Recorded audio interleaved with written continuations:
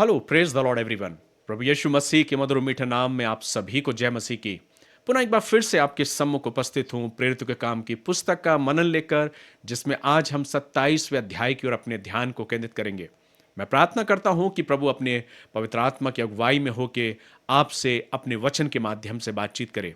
आइए हम सीधे वचन में चलते हैं और आज हम 27वें अध्याय की ओर अपने ध्यान को केंद्रित करेंगे। जैसे ही हम 27वें अध्याय में आते मेरे प्रियो, तो यहाँ पर हम पौलुस की रोम की ओर की यात्रा का वर्णन पाते हैं। जैसा कि वचन में दर्शाया गया था कि परमेश्वर ने पौलुस से कहा था कि जैसा गवाह तू मेरा यरूशलेम में बना है, वैसे ही मैं तुझे चाहता हूं कि तू रोम में भी मेरी गवाही को दे। लेकिन इसके बीच में हमने बहुत सारी बातों को देखा कि तमाम मुश्किलों के हालातों में पड़ने के बावजूद भी परमेश्वर पौलुस को निरंतर संभालता है। वो कई बार कटघरे में खड़ा होता है, मुझ पर मुकदमा चलाया जाता है, बार बार हर एक सम्राट के सम्मुख उसे खड़ा किया जाता है। लेकिन हम इस बात को देखते हैं कि परमेश्वर जो योजना पौलुस के जीवन से पूरा करने जा रहा था, उस योजना को पूरा करने के लिए भी पौलुस ने अपने आप को तैयार कर रखा था। तमाम मुश्किलें हालातों में भी पौलुस का मनोबल कमज़ोर नहीं हुआ, डाउन नहीं हुआ, लेकिन वो अपने आप को तैयार करता रहा। उसे अवसर मिला कि किस प्रकार से उसने सम्राट के सामने अपने जीवित गवाही को दिया। और जैसा कि हम परमेश्वर के वचन में कल पढ़े थे कि जब सम्राट अग्रिप्पा के सम्मुख वो खड़ा हुआ, तो उसने अपने बचाव की बात को नहीं किया, पर उसने परमेश्वर के उस संदेश को, उस सुसमाचार को, उस प्रभु यीशु मसीह के उस संदेश को, उस वचन को उसने अग्रिप्पा के सम्मुख प्रस्तुत किया। अब जैसा कि पौलुस ने कहा था कि उसे कैसर के सम्मुख खड़ा होना है, अग्रिप्पा और जितने भी सम्राट थे उन सभी हाकिमों ने एक साथ मिलकर ये आदेश दिया कि अब पौलुस को रोम की ओर ले जाया जाए। तो तमाम सभी बंदियों के साथ पौलुस को भी बंधुआ बनाकर उस जहाज पर चढ़ा दिया जाता है। और जब जहाज पर चढ़ाया जाता है तो जहाज में भी बहुत सी प्रॉब्लम्स आती हैं, उस समुद्र में बहुत से तूफान आता है, और उस तूफानों के बीच में पौलुस की क्या प्रतिक्रिया रही, उसी बात का हम मनन करने जा रहे हैं। तो वचन को आप मेरे साथ खोल सकते हैं। थोड़ा सा धैर्य रखते हुए हमें इस वचन को पढ़ना होगा, और जब हम वचन को पढ़ते हैं तो बहुत सारी बात हमें सीखने को मिलता है, और एक आत्मविश्वास हमारे अंदर पैदा होता है कि हम भी परमेश्वर के साथ यूं ही अपने जीवन में आगे बढ़े। लिखा है, जब यह निश्चित हो गया कि हम जहाज द्वारा इटली जाएं, तो उन्होंने पौलुस और कुछ अन्य बंदियों को भी यूलियुस नामक अगस्तुस की पलटन के एक सूबेदार के हाथ सौंप दिया। तो यहां पर पौलुस को, जैसा कि आप पढ़ेंगे, एक पद से लेके तकरीबन 8 पद तक अगर आप पढ़ेंगे, तो यहां पर हमें पौलुस का अन्य बंदियों के साथ, अन्य कैदियों के साथ जहाज पर उसे चढ़ाया जाता है और आगे की यात्रा को उसको करना होता है। तो यहां पर जब हम पढ़ते हैं तो लिखा है कि जैसे ही वो जहाज पर चढ़ाया जाता है, पहले तो मौसम बहुत सामान्य सा नजर आ रहा था, लेकिन मौसम में अचानक तब्दील होता है, मौसम बदलता है। लेकिन पौलुस उन्हें एक आगाह करता है, उन्हें चेतावनी देता है कि मौसम बहुत बिगड़ेगा। लेकिन जो पलटन है, जो सूबेदार है और जो कप्तान है, वो पौलुस की बात को नहीं सुन रहा है। जैसे ही हम वचन में पढ़ते हैं और जब हम आगे वचन में देखते हैं तो लिखा है, जब बहुत दिन बीत गए और जल यात्रा में जोखिम इसलिए होती थी कि उपवास के दिन अब बीत चुके थे, अतः पौलुस ने उन्हें यह कहकर समझाया, हे सज्जनों, मुझे ऐसा जान पड़ता है कि इस यात्रा में विपत्ति और बहुत हानि न केवल माल और जहाज की वरन हमारे प्राणों की भी होने वाली है। तो पौलुस परमेश्वर की आत्मा की अगुवाई में होके उन लोगों को एक चेतावनी दे रहा है, लेकिन उन्होंने पौलुस की एक नहीं सुनी। लिखा है, परंतु सूबेदार ने पौलुस की बातों से कप्तान और जहाज के स्वामी की बातों को बढ़कर माना। तो यहां पर पौलुस जब उस सूबेदार को बोल रहा है, तो सूबेदार ने पौलुस की बात को नहीं माना, लेकिन उस सूबेदार ने अपने स्वामी और अपने कप्तान का, जो कप्तान था उसका, और जो जहाज का स्वामी था, मालिक था, उसकी बात को ज्यादा तवज्जो दिया। तो जो जहाज का मालिक था, जो कप्तान था, जो सूबेदार था, इन्होंने पौलुस की बात की ओर ज्यादा ध्यान नहीं दिया। उन्हें अपने व्यवसाय की और उनको अपने लाभ की चिंता थी, अपने लाभ को वो पाना चाह रहे थे। लेकिन पौलुस की बातों से उन्होंने अपने आप को अलग कर लिया, उसको नकारा कर दिया। जैसे ही हम आगे चलते हैं तो लिखा है, वह बंदरगाह जाड़ा काटने के लिए अच्छा ना था, इसलिए बहुतों का विचार हुआ कि वे वहां से जहाज खोलकर यदि किसी रीति से हो सके तो फीनिक्स पहुंचकर जाड़ा काटे। यह तो क्रेते का एक बंदरगाह है जो दक्षिण पश्चिम और उत्तर पश्चिम की ओर खुलता है। तो जहाज की यात्रा को आगे फिर से बढ़ाया जाता है। तमाम सारे कैदी उस जहाज में हैं। पौलुस भी उन कैदियों के साथ में, और अचानक कहते हैं कि समुद्र में तूफान आता है। जैसा पौलुस ने कहा था वैसा ही होता है। जब कुछ कुछ दक्षिणी हवा बहने लगी तो यह समझ कर कि हमारा अभिप्राय पूरा हो गया, लंगर उठाया और किनारा धरे हुए क्रेते के पास से जाने लगे। परंतु थोड़ी देर में जमीन की ओर से एक बड़ी आंधी उठी जो यूरकुलीन कहलाती है। जब आंधी जहाज पर लगी तो वह उसके सामने ठहर न सका, अतः हमने उसे बहने दिया और इसी तरह बहते हुए चले गए। तब कौंदा नामक एक छोटे से टापू की आड़ में बहते बहते हम कठिनाई से डोंगी को वश में कर सके। तो अभी अभी पौलुस ने कहा था कि मुझे ऐसा प्रतीत नजर आ रहा है कि जहाज में, इस समुद्र में एक भयंकर तूफान आने वाला और एक बड़ी मुसीबत में हम पड़ने वाले हैं। लेकिन ना सूबेदार ने सुना, ना कप्तान ने सुना, ना जहाज के स्वामी ने सुना। जो कुछ कहा गया था वैसा ही घटित होता है। और जब हम आगे पढ़ते हैं तो परमेश्वर का वचन हमें इस बात को बताता है कि उन जहाज पर सवार लोगों ने अपने सामानों को फेंकना चालू कर दिया कि जहाज डूबने ना पाए। तूफान, भयंकर तूफान है, और उन्होंने सामान को फेंका जैसा कि लिखा 19वें पद में। और तीसरे दिन उन्होंने अपने हाथों हाथों से जहाज का साज सामान फेंक दिया। जब बहुत दिनों तक ना सूर्य ना तारे दिखाई दिए और बड़ी आंधी चलती रही तो अंत में हमारे बचने की सारी आशा जाती रही। जो कुछ पौलुस ने कहा था वो घट रहा था। एक ऐसे आंधी तूफान में वो फंस गए, समुद्र में ऐसे फंस गए जहां पर उन्हें अंधकार ही अंधकार नजर आ रहा है, और ना ही उन्हें सूर्य दिखाई दिया और ना ही उन्हें तारे दिखाई दिए। तब 21वें पद में लिखा है, जब वे बहुत दिन तक भूखे रह चुके तो पौलुस ने उनके बीच में खड़े होकर कहा, हे लोगों, चाहिए कि तुम मेरी बात मानकर क्रेते से ना जहाज खोलते, ना यह विपत्ति आती। जैसा कि पौलुस कह रहा है कि मैंने तुम्हें पहले ही क्रेते में आदेश दे दिया था, आगाह कर दिया था कि तुम जहाज को मत खोलो, पर तुमने मेरी एक ना सुनी।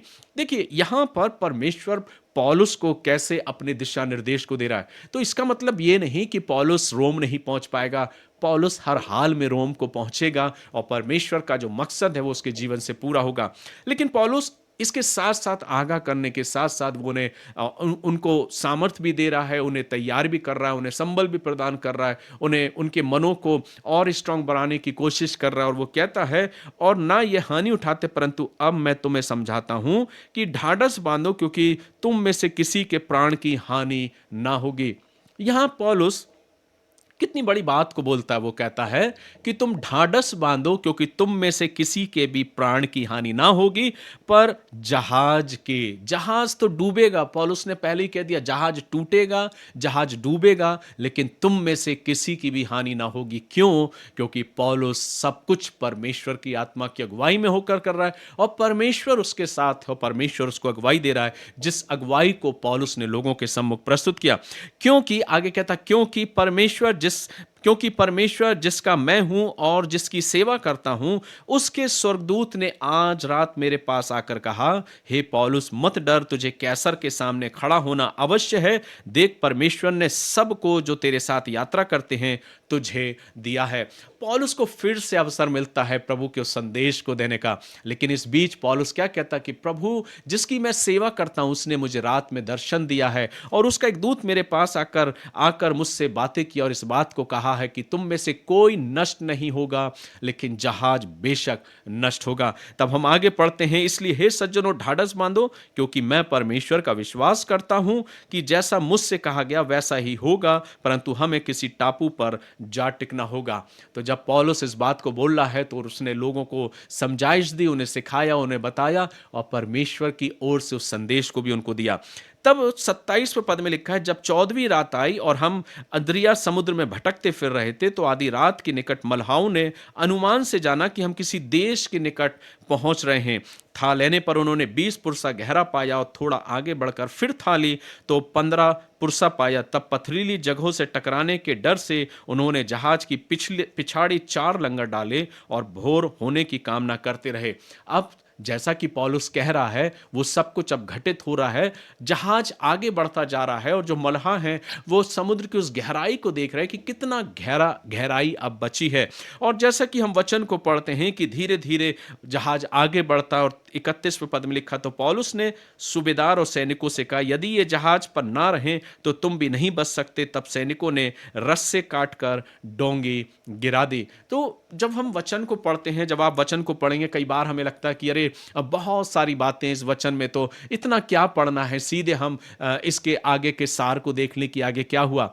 लेकिन नहीं मेरे प्रियो, ये वचन मुझे इन बातों को सिखाता कि कितना तमाम मुश्किलों के बावजूद भी, कि उस तूफानों में, उस जहाज में, उस समुद्र के तूफानों में भी होकर परमेश्वर पौलुस को भी बचाया और उसके साथ तमाम उन कैदियों को बचाया, उस सूबेदार को भी बचाया, उस कप्तान को भी, उस स्वामी को भी। लेकिन जहाज तो निश्चित है कि वो टूटेगा। आगे लिखा है कि उन्होंने डोंगी गिरा दी। जब भोर होने पर था तब पौलुस ने यह कह के सबको भोजन करने के लिए समझाया, आज 14 दिन हुए हैं कि तुम आज देखते देखते भूखे रहे। उन्होंने इंतजार किया, 14 दिन बीत चुके हैं, समुद्र में वो ठहरे हुए हैं। और तब पौलुस फिर से उन्हें ढाढ़स देता और कहता है कि आओ हम भोजन करें, आओ हम रोटी को तोड़ें। और तब पौलुस उन्हें समझाता और कहता है कि आओ हम भोजन करें। और जैसे कि वो कहता है कि तुमने कुछ भोजन नहीं किया है, मैं तुम्हें समझाता हूं कि कुछ खा लो जिससे तुम्हारा बचाव हो, क्योंकि तुम में से किसी के सिर का एक बाल भी ना गिरेगा। फिर सेकंड टाइम पौलुस इस बात को कह रहा कि तुम चिंता मत करो, तुम भोजन करो, तुम रोटी खाओ, थोड़ा बल प्राप्त करो, क्योंकि मैं इस बात को कह रहा हूं कि तुम में से किसी का भी सिर का एक बाल भी ना गिरेगा। अर्थात परमेश्वर हम सभी को अपनी सुरक्षा प्रदान करेगा। यह कहकर उसने रोटी लेकर सबके सामने परमेश्वर का धन्यवाद किया। एक ऐसी प्रतिक्रिया को हम नजर होते हुए देखते हैं कि पौलुस ने उस जहाज में,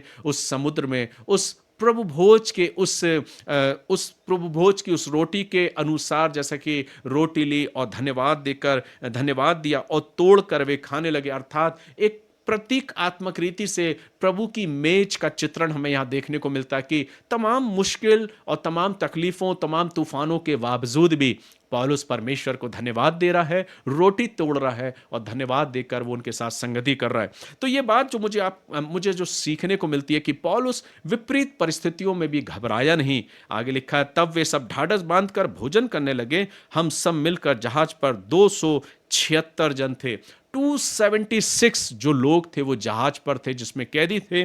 और जैसा लिखा है, जब वे भोजन करके तृप्त हुए तो गेहूं को समुद्र में फेंक कर जहाज हल्का करने लगे। तो पौलुस को फिर से अवसर मिला 276 लोगों के बीच में खड़े होकर प्रभु के उस संदेश को देने का उसे अवसर मिला। और उसने कहा 2 बार कि तुम्हारी कुछ भी हानि ना होगी, जहाज निश्चित टूटेगा पर हमारी कोई हानि ना होगी। जब दिन निकला तो उन्होंने उस देश को नहीं पहचाना, परंतु एक खाड़ी देखी जिसका किनारा चौरस था और विचार किया कि यदि हो सके तो इसी पर जहाज को टिकाएं। तब उन्होंने लंगरों को खोलकर समुद्र में छोड़ दिया और उसी समय पतवारों के बंधन खोल दिए और हवा के सामने अगला पाल चढ़ाकर किनारों की ओर चले।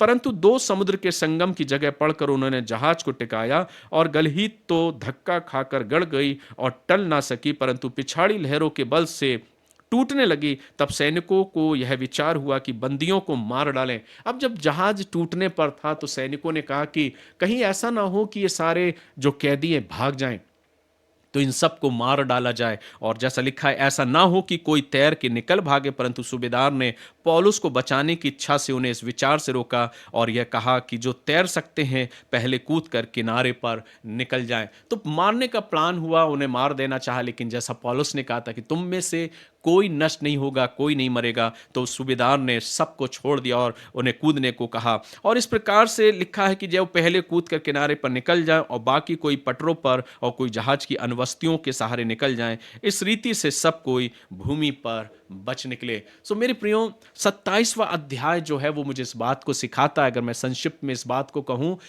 कि तमाम मुश्किलों के बावजूद भी परमेश्वर पौलुस के साथ रहा।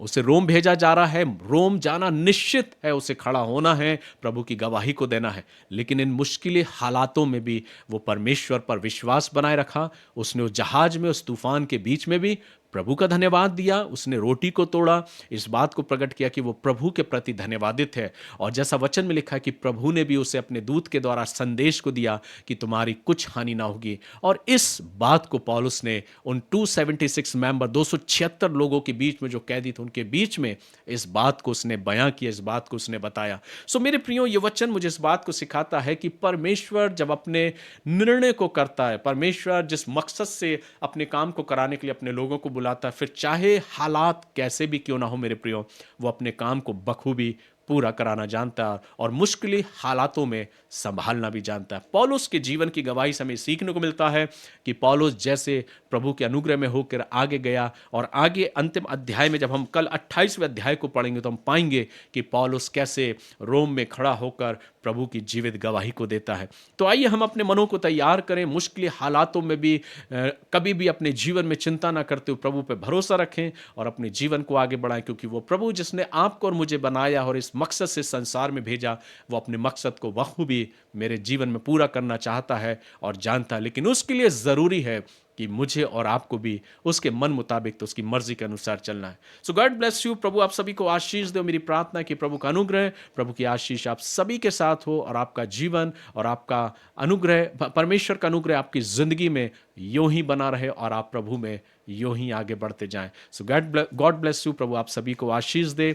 प्रभु के अनुग्रह में दिन ब दिन यूं ही आगे बढ़ते जाएं। जब हम वचन का मनन कर रहे हैं, कल हम अंतिम अध्याय की ओर अपने ध्यान को केंद्रित करेंगे और फिर एक नए पुस्तक की ओर अपने ध्यान को केंद्रित करेंगे। तो आशा करता हूं कि अब तक आपने प्रत्येक अध्यायों के द्वारा जरूर आशीष को पाया होगा। अगर आपने आशीष को पाया है तो अपने साथ औरों को भी संभागी करें, ताकि वे भी परमेश्वर के वचन से आशीष को पाने पाए। सो गॉड ब्लेस यू। प्रभु आप सभी को आशीष दे। आइए हम दुआ करें। प्यारे खुदावंद, बड़े शुक्रगुजारी के साथ हम तेरे करीब आते हैं, हमारा मनन करना, दैनिक जुड़ना, प्रभु हर एक के द्वारा हम तुझे धन्यवाद देते हैं, तेरी महिमा, तेरी आराधना, तेरी स्तुति करते हैं। प्रभु होने दे कि हमारे जीवनों में हम भी अपने जिंदगी में विश्वास में यूं ही आगे बढ़ें और अपने जीवन से तेरी महिमा करने पाए। सारा आदर, सारी महिमा तुझे देते खुदावंद यीशु मसीह के नाम से दुआ को मांगते हैं, आमीन। गॉड ब्लेस यू मेरे प्रियो। प्रभु आप सभी को आशीष दे।